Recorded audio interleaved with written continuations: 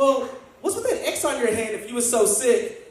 She's like, this? Oh, this is where I went to the hospital because the doctor gave me a shot. It's creative writing class, so I gave her an A. What can I do? And it's community college, she gets a B for showing up. Like, that's just how we do things in Tennessee. Sorry about that, that's just how we... I caught a student watching porn in class. Not on his phone either, on the school computer. Yeah, he was sitting in the back of the classroom like one of those animals that thinks if they can't see you, you can't see them. But I could see him. Him and his furry fetish. That's just... When I came over there, he was upset.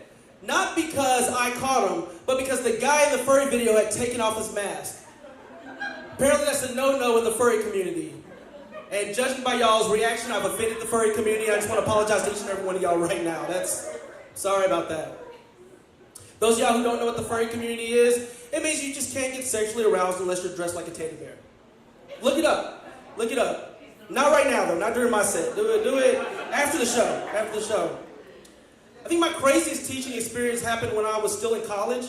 I taught swim lessons in the summer at this place called Martin, Tennessee. And it's interesting, there was a kid, he wouldn't do anything I asked. He was just sitting there looking sad with his feet in the water. I was like, hey buddy, what's wrong? I heard you was a good swimmer. He just looked at me and said, I don't understand black people, and got out the pool and walked away. I was like, what? He said, I don't understand black people. I was like, he's going to make a great community college student one day. I just let him know that not listening to me at this young age is great. At first I was mad at his parents. I was like, what are they teaching them at home? But then I thought about it. I'm like, if you don't want your kid around black folks, what better place to take them than an indoor pool in Martin, Tennessee? I was the one in the wrong place, not him. You don't want your kids around black folks, you take them to an indoor pool or a lacrosse tournament or a Bruno Mars concert. Any of those places will work. I think we need a race SAT. Hear me out. Not to change anyone's mind, but just to kind of give everyone an idea of where everyone else is at. You know, like if somebody's like, you know what, I scored a 24 on my race SAT. You can be like, okay, you know, you got some love for other races, but you got some hate for other races.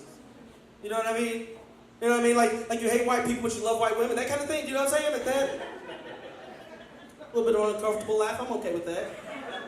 Now, I think if you score too low on your race SAT, you should have to just take some tutoring and take it doesn't mean you have to change your mind, but just learn about other cultures. You know, like Jay Lamar, like if you score too low on the white portion of the race SAT, you should have to watch all 10 seasons of Friends. That's what you should have to do with a girl named Skylar and a guy named Skylar. Like that's just what you'd have to do in that situation. While drinking LaCroix, like that's just... You know, and sir, if you score too low on the black portion of the race SAT, you have to watch all 10 movies that DMX has been in. That's what you just have to do in that situation while drinking Hennessy. That's just, you know, that's just the rules of this scenario, this situation.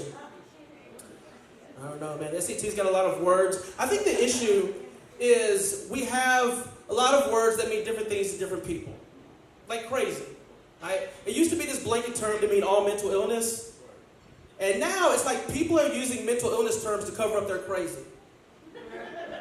I see some of you don't really understand. Let me explain. Like the other day, I overheard this girl say, she said, yeah, Slash just tires, but you know me when my anxiety acts up. I'm like, no, you was misdiagnosed, player. That's not how that works.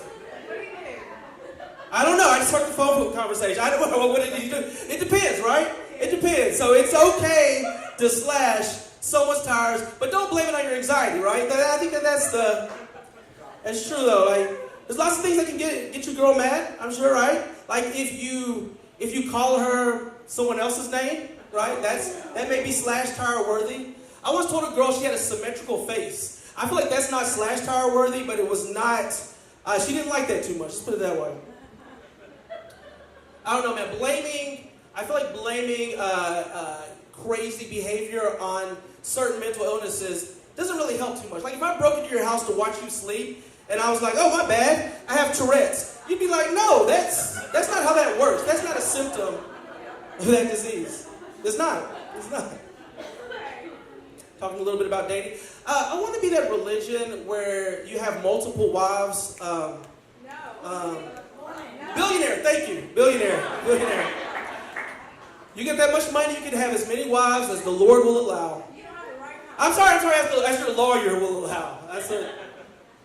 I don't know, man. I'm going to get out here on this and get our next comic up. I do a lot of reading. Sometimes I'll read a headline, I'll think one thing, and then I'll take the time to read the article and I'll change my mind completely. Doesn't happen a lot, but it does happen. The other day, I read a headline that said, rescue pit bull named Scarface attacks adopted family. I was like, oh man, they got to get rid of this pit bull. Then I read the article, changed my mind. Apparently the family had been taking turns trying to fit him into an ugly Christmas sweater. You see the problem there? Like, I saw this as the pit bull's perspective, right? It's like, I'm a pit bull, that's one strike. And I'm named Scarface, and I'm named after the second worst villain of the 80s. And they're trying to dress me like the worst villain of the 80s. Cliff Huxtable. Now, that's why you read all the way through. That is why you read all the way through. All right, y'all, before I bring up our next entertainer, I got to vote on who gets the mermaid water. Who feels like they were the best audience member? All right, I've got 2 people raising their hands. I feel like if you don't have your own vote, you can't rely on anyone else's vote. I'm giving one to you, and I'm giving one to you. I'm giving 2 mermaid waters. I mean, just take it out of my pay, Jay Lamar. Just take it out of my pay for tonight. I'm just kidding. He doesn't pay us. He pays us in hugs. All right. I'm Nick Bush. This next comedian coming to the stage, he has a great name. I was talking about the draft earlier. This guy is the James Harden of tonight's draft. Can we give it up for my man, Mr. Nick Cheney?